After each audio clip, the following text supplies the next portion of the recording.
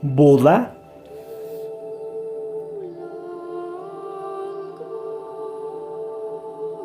Pregunta.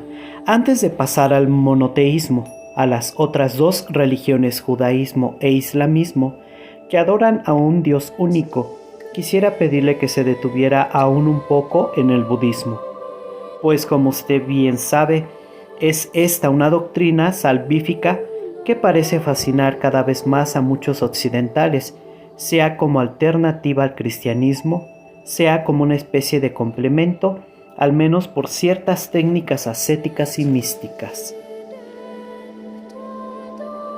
Respuesta. Sí, tiene usted razón, y le agradezco la pregunta.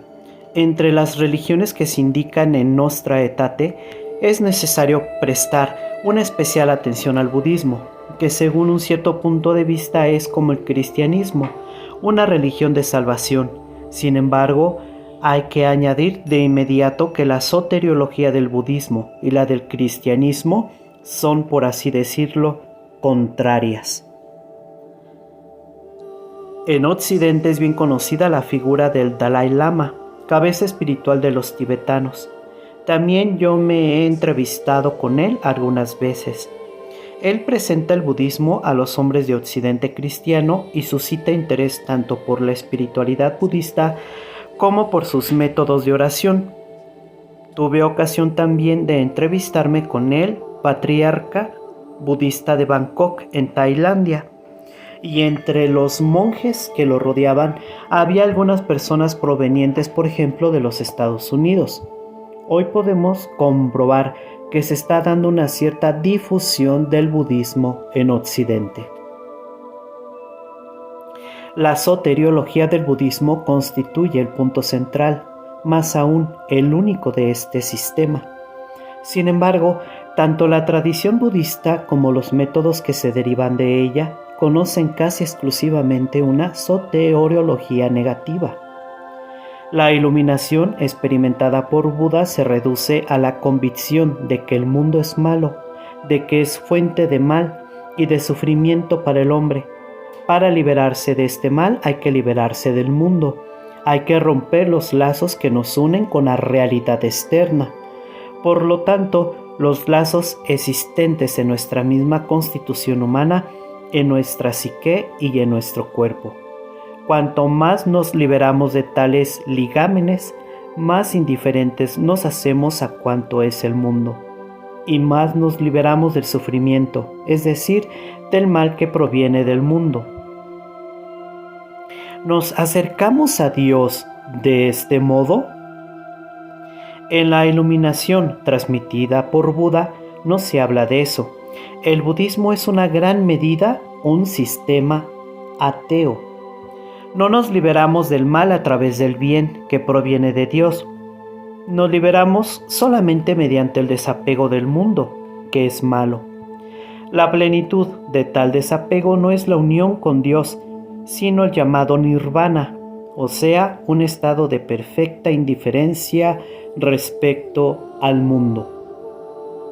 Salvarse quiere decir, antes que nada, liberarse del mal, haciéndose indiferente al mundo, que es fuente de mal. En eso culmina el proceso espiritual. A veces se ha intentado establecer a este propósito una conexión con los místicos cristianos, sea con los del norte de Europa, Aker, Tolero, Suso, Rulitzbach, sea con los posteriores del área española, Santa Teresa de Jesús, San Juan de la Cruz. Pero cuando San Juan de la Cruz, en su subida del Monte Carmelo, en la noche oscura, habla de la necesidad de purificación, de desprendimiento del mundo de los sentidos, no concibe un desprendimiento como fin en sí mismo. Para venir a lo que no gustas, has de ir por donde no gustas. Para venir a lo que no sabes, has de ir por donde no sabes. Para venir a lo que no posees, has de ir por donde no posees. Subida del Monte Carmelo, 1:13-11. Estos textos clásicos de San Juan de la Cruz se interpretan a veces en el este asiático como una confirmación de los métodos ascéticos propios de Oriente. Pero el doctor de la Iglesia no propone solamente el desprendimiento del mundo, propone el desprendimiento del mundo para unirse a lo que está fuera del mundo, y no se trata del nirvana, sino de un Dios personal. La unión con Él no se realiza solamente en la vía de la purificación, sino mediante el amor.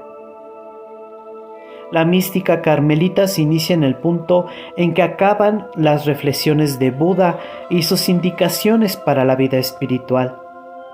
En la purificación activa y pasiva del alma humana, en aquellas específicas noches de los sentidos y del espíritu, San Juan de la Cruz ve en primer lugar la preparación necesaria para que el alma humana pueda ser penetrada por la llama de amor viva.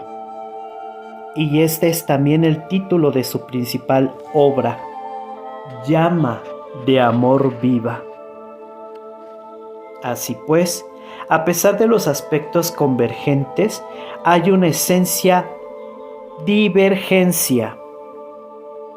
La mística cristiana de cualquier tiempo, desde la época de los padres de la Iglesia, de Oriente y de Occidente, pasando por los grandes teólogos de la escolástica, como Santo Tomás de Aquino, y los místicos noreuropeos hasta los carmelitas, no nace de una iluminación puramente negativa que hace al hombre consciente del que el mal está en el apego al mundo por medio de los sentidos, el intelecto y el espíritu, sino por la revelación del Dios vivo.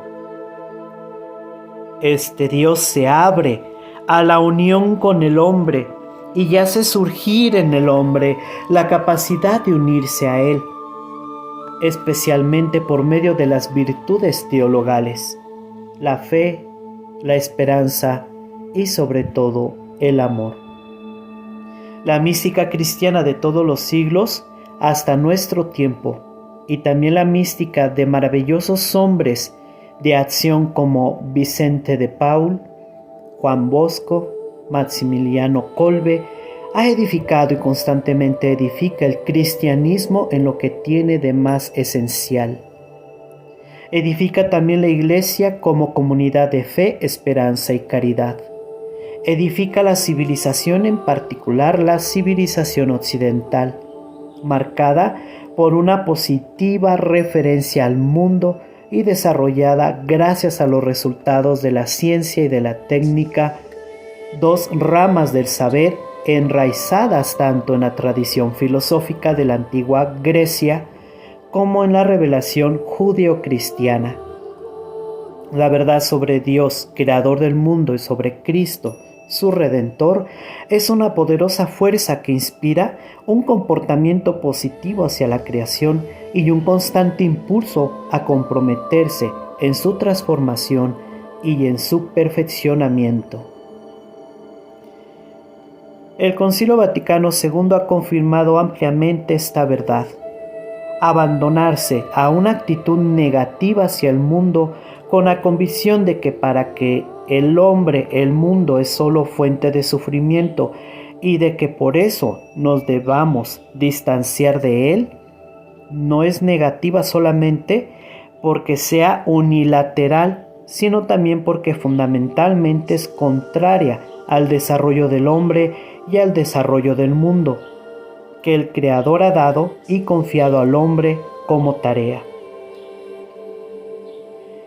Leemos en la Gaudium et Spes: el mundo que el concilio tiene presente es el de los hombres, o sea, el de la entera familia humana en el conjunto de todas las realidades entre las que vive el mundo que es teatro de la historia del género humano y lleva las señales de sus esfuerzos, de sus fracasos y victorias. El mundo que los cristianos creen que ha sido creado y conservado en existencia por el amor del Creador. Mundo ciertamente sometido bajo la esclavitud del pecado, pero por Cristo crucificado y resucitado, con la derrota del maligno, liberado y destinado, según el propósito divino, a transformarse y a alcanzar su cumplimiento. Número 2. Estas palabras nos muestran que entre las religiones del Extremo Oriente, en particular el budismo y el cristianismo, hay una diferencia esencial en el modo de entender el mundo. El mundo es para el cristiano criatura de Dios. No hay necesidad, por tanto, de realizar un desprendimiento tan absoluto para encontrarse a sí mismo en lo profundo de su íntimo misterio. Para el cristianismo no tiene sentido hablar del mundo como de un mal radical, ya que al comienzo de su camino se encuentra el Dios creador que ama la propia criatura. Un Dios que ha entregado a su Hijo unigénito para quien cree en Él no muera, sino que tenga la vida eterna. Juan 3:16. No está por eso fuera de lugar alertar a aquellos cristianos que con entusiasmo se abren a ciertas propuestas provenientes de las tradiciones religiosas del Extremo Oriente en materia, por ejemplo, de técnicas y métodos de meditación y de ascesis. En algunos ambientes se han convertido en una especie de moda que se acepta de manera más bien acrítica. Es necesario conocer primero el propio patrimonio espiritual y reflexionar sobre si es justo arrinconarlo tranquilamente.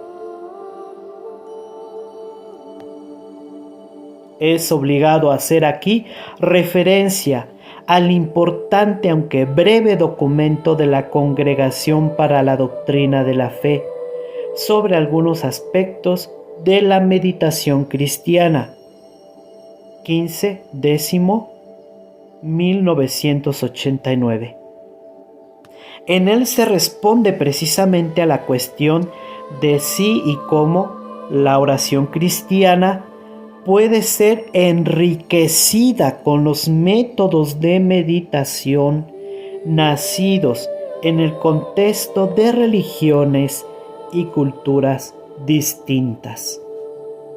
Número 3. Cuestión aparte es el renacimiento de las antiguas ideas gnósticas en la forma de la llamada New Age. No debemos engañarnos pensando que ese movimiento pueda llevar a una renovación de la religión. Es solamente un nuevo modo de practicar la gnosis, es decir, una postura del espíritu que en nombre de un profundo conocimiento de Dios acaba por tergiversar su palabra, sustituyéndola por palabras que son solamente humanas. La gnosis no ha desaparecido nunca del ámbito del cristianismo, sino que ha convivido siempre con él, a veces bajo la forma de corrientes filosóficas, más a menudo con modalidades religiosas o pararreligiosas, con una decidida, aunque a veces no declarada, divergencia con lo que es esencialmente cristiano.